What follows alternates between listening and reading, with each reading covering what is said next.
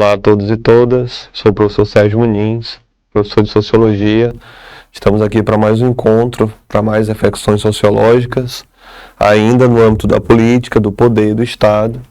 E agora, dessa vez, a gente vai pensar os modelos de Estado, né, que tem a ver com as formas de organização política que aconteceram, sobretudo, a partir ali do século XVII, XVIII, até o século XXI. Então, nós vamos passar aqui por 6 modelos de Estado e que tem a ver com as relações cotidianas e com a forma como os Estados modernos têm se organizado na sua relação com a sociedade civil. Vamos dar uma olhada. Então, a gente, claro, né, tem como primeira discussão perceber, entender e discutir o que seria o Estado absolutista. E aí, pode parecer que em um determinado momento a gente esteja mais dentro do conteúdo da história, tá? Mas, claro, que para a gente fazer a boa sociologia, a gente também precisa fazer importantes reflexões históricas, e aí isso é um ponto de partida fundamental para a gente entender o que ficou para trás do Estado absolutista, mas o que ainda está presente nos nossos dias. É bom reforçar que existe um conjunto de intelectuais que estavam pensando a natureza do Estado e esses autores ficaram conhecidos como contratualistas. Professor Sérgio, o que é um autor contratualista? Contratualista é um filósofo que está mais ou menos ali no século XVI ou no século XVII, que estava tentando fazer uma certa filosofia política para nos ajudar a imaginar qual é a natureza do Estado, a quem ele serve e por que ele existe.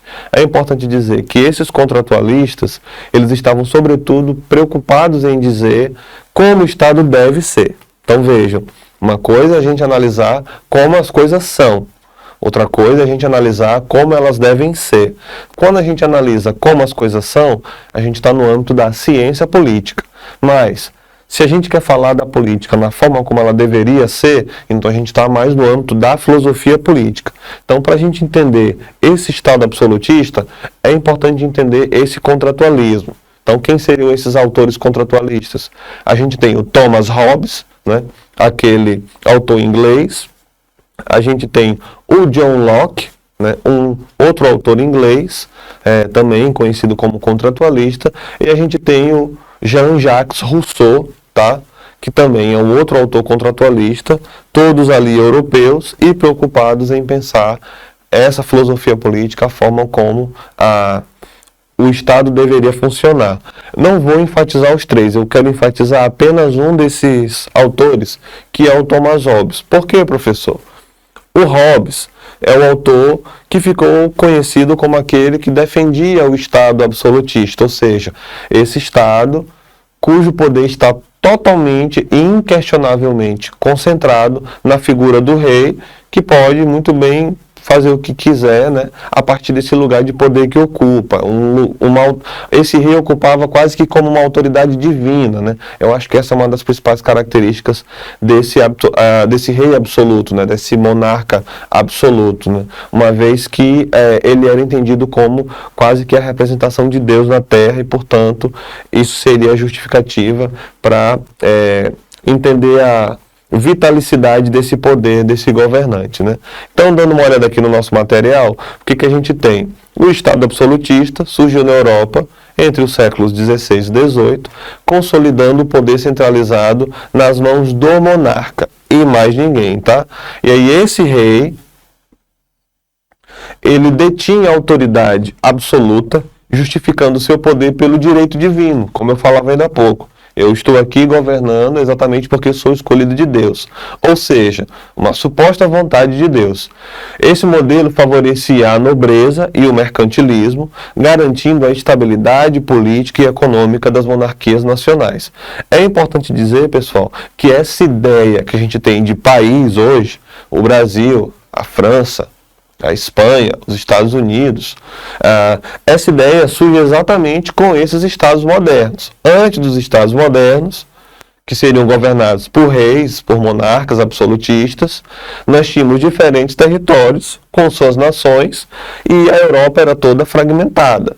Cada território tinha sua própria nobreza, seu próprio soberano, e países que seriam hoje a França e a Espanha não eram essa unidade territorial homogênea, eles eram todos fragmentados, né? Portugal também, a própria Alemanha, né? A própria Itália, a própria Inglaterra. Então, esses países que a gente olha hoje assim, nossa, países que sempre foram assim. Não, nem sempre foram assim. Eles eram territórios fragmentados e com o advento desse mercantilismo, essa nova ordem econômica, a procura de novos mercados consumidores, de novas matérias-primas, para que essas nações se expandissem economicamente, sobretudo a partir do acúmulo de metais preciosos, o que justificou, por exemplo, essas viagens que ficaram conhecidas como grandes navegações, uma vez que essas nações estavam à procura de novas riquezas. Esses estados-nações, que hoje nós chamamos de países, começaram a se formar nesse contexto. Para que isso desse certo, era preciso que esse poder tivesse concentrado na mão, né, de um soberano forte, né, que inclusive era entendido como escolhido por Deus para governar. No entanto, isso acabou ultrapassando um pouco o limite do bom senso, e aí, de certa forma, esses soberanos acabaram concentrando poder demais em torno de si, e, de certa forma, nem sempre esses soberanos governavam para um bem coletivo, né? Eles governavam mais em benefício próprio, tá? E aí, de certa forma, o absolutismo, apesar das suas características aí um tanto autocráticas e totalitárias, ditatoriais, é um movimento que foi fundamental para a consolidação do que nós conhecemos hoje por países, desses estados-nação. E aí a gente tem o segundo modelo de Estado, aqui no caso eles vão aparecer como uma espécie de compra casada, tá? 2 em 1, que seria o Estado liberal e o Estado neoliberal, beleza? São estados que surgiram, sobretudo, no fim dos regimes absolutistas, e aí o último regime absolutista a cair foi o regime francês, e aí nós temos um evento só para tratar disso, que foi a Revolução Francesa, que marca a queda do último absolutismo no mundo, né, pelo menos na Europa, no Ocidente, e aí a partir disso passa-se a se pensar numa outra forma de governo, né, em que de certa forma a liberdade seja um valor incondicional.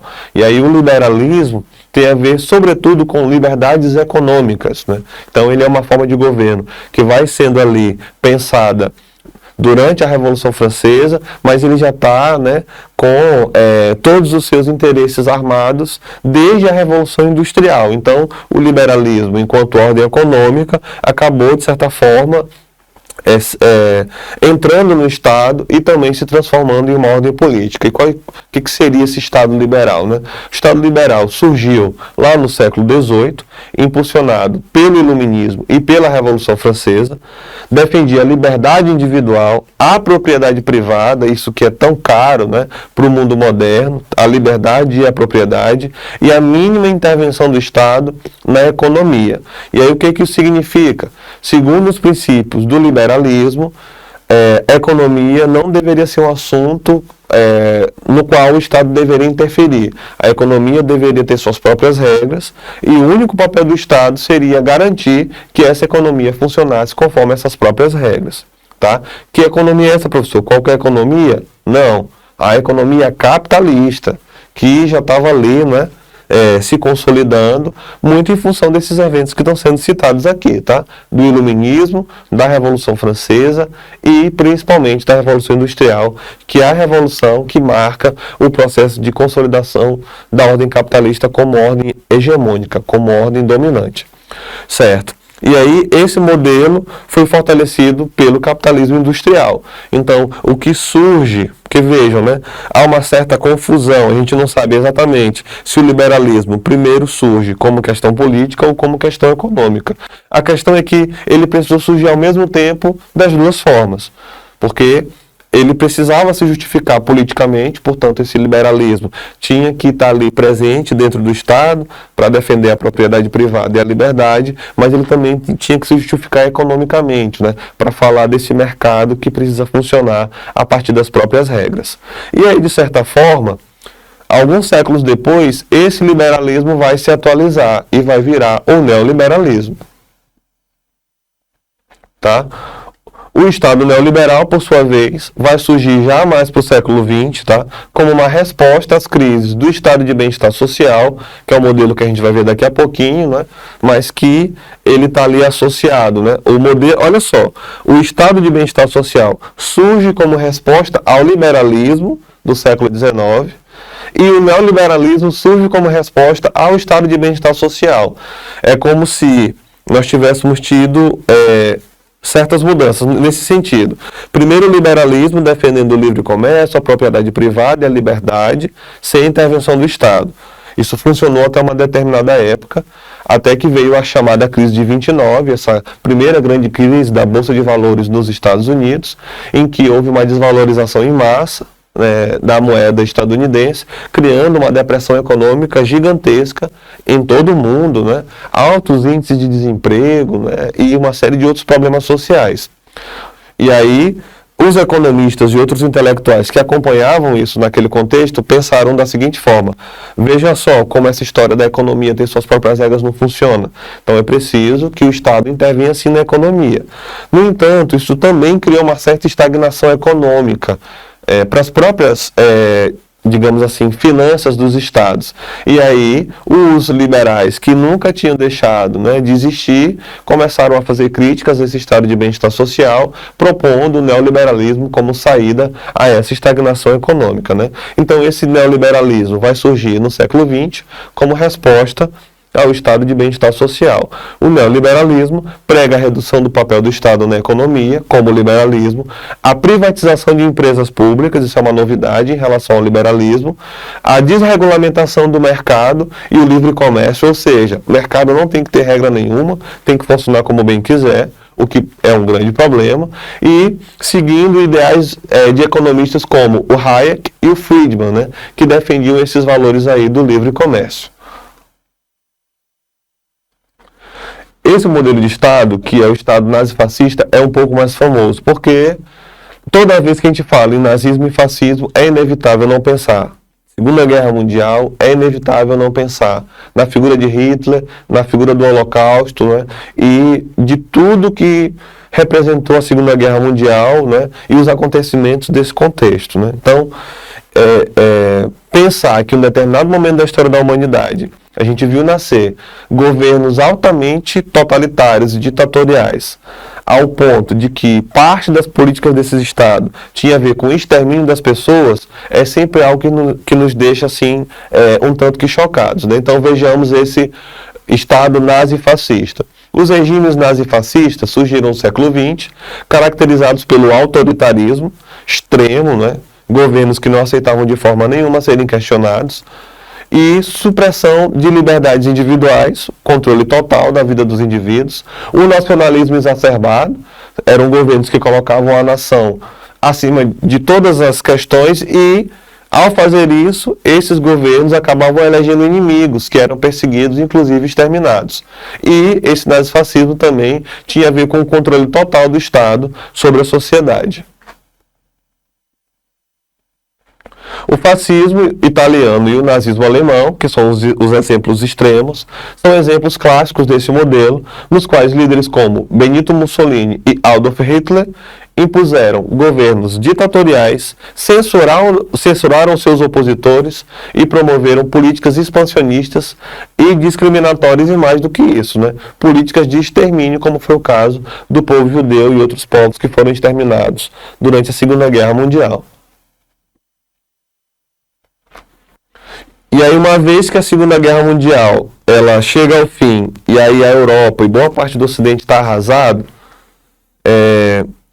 porque a gente assistiu, né, o poder que esses governos totalitários, né, exerceram durante um certo tempo, né, e os efeitos totalmente nefastos e negativos desses governos, era necessário pensar ainda esse Estado, o modelo de Estado, na verdade, que fosse o oposto desse Estado altamente controlador da vida. Um Estado que, no lugar de exterminar, pelo contrário, pensava no bem-estar da própria sociedade.